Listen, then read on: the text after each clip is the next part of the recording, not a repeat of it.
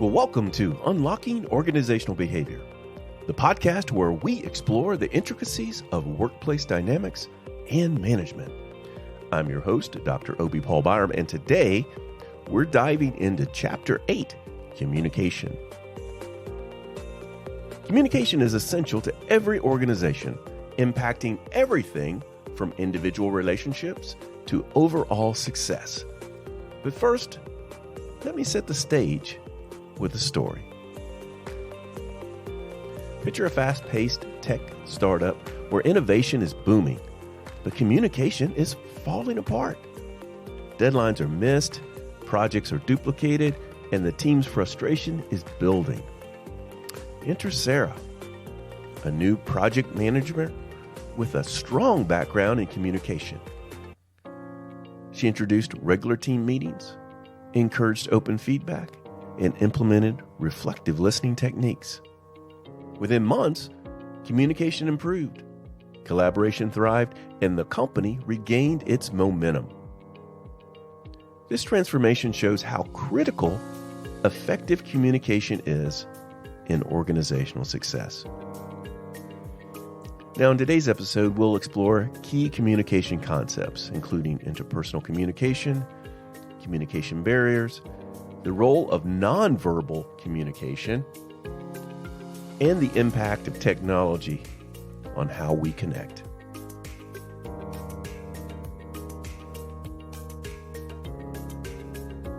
Section 1, the interpersonal communication process.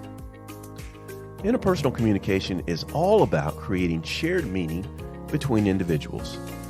Whether it's between colleagues, managers, or clients, it forms the foundation of workplace interactions. Imagine the workplace as a bridge, with communication as the support beams that hold everything together. Reflective listening. Reflective listening is a technique that helps ensure clarity in conversation. By repeating back what you've heard, you can confirm the intended message and avoid misunderstanding. Reflective listening is about being fully present in the conversation, which is key to fostering strong workplace relationships. Now consider Southwest Airlines, a company known for its focus on employee satisfaction. Reflective listening helps team members address concerns effectively and maintain a collaborative culture in high-stress environments like air travel.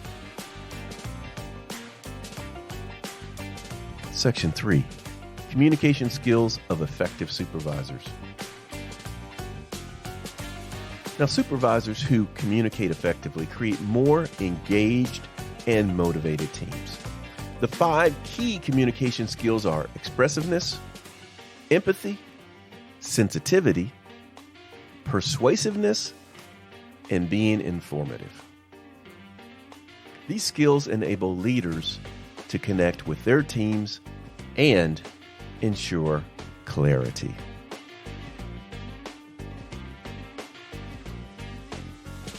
Section 4, communication barriers and gateways.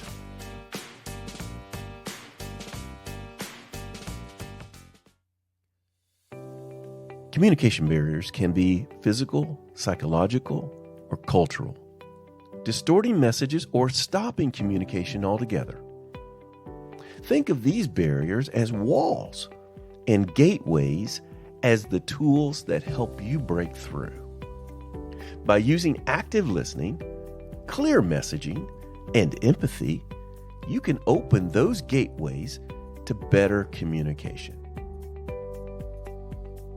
Section 5, civility and incivility.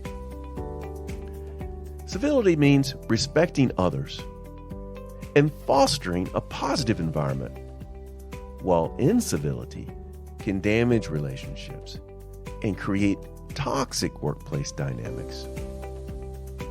Promoting civility in communication is essential for maintaining a productive, respectful work environment. Now in Section 6, we'll discuss defensive and non-defensive communication. Defensive communication often stems from fear or insecurity, and it creates tension. In contrast, non-defensive communication is assertive and direct, fostering open, honest interactions. To build trust, practice non-defensive communication. It really promotes collaboration, and it really reduces conflict. Section 7, the impact of nonverbal communication.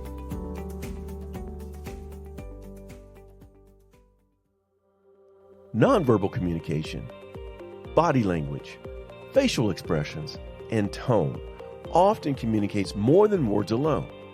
It's like the wind, invisible yet powerful in shaping the direction of a conversation.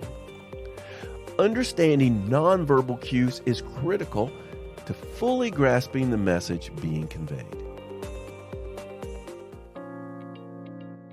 So let's look at positive and healthy communication.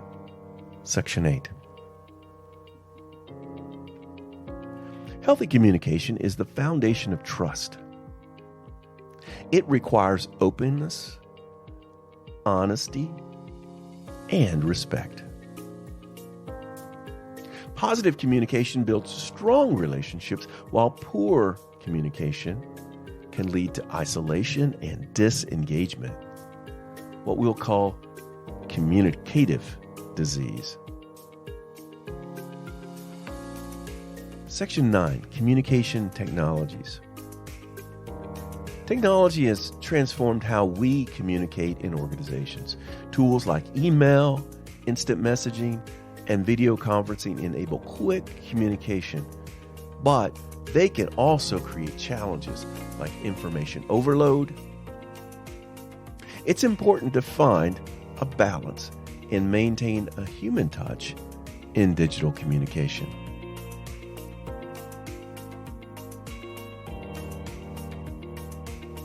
So, before we wrap up, let's reflect on a few key questions. How would you assess your current communication skills? Can you think of a time when reflective listening helped you avoid a misunderstanding? What communication barriers have you encountered in your workplace, and how did you overcome them? And finally, how do nonverbal cues influence your interactions at work?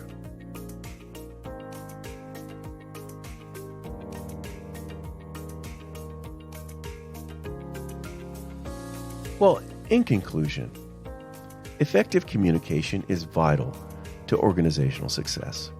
Whether it's overcoming barriers, using technology wisely, or fostering healthy interactions, strong communication builds stronger teams and better results.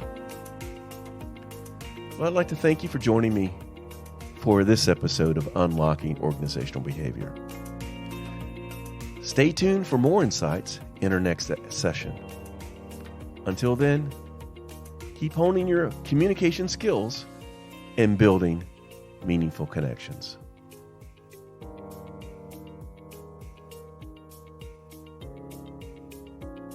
This episode is based on Chapter 8 of Organizational Behavior by Nelson and Quick. Music by Audio Effects, provided by Audio Coffee.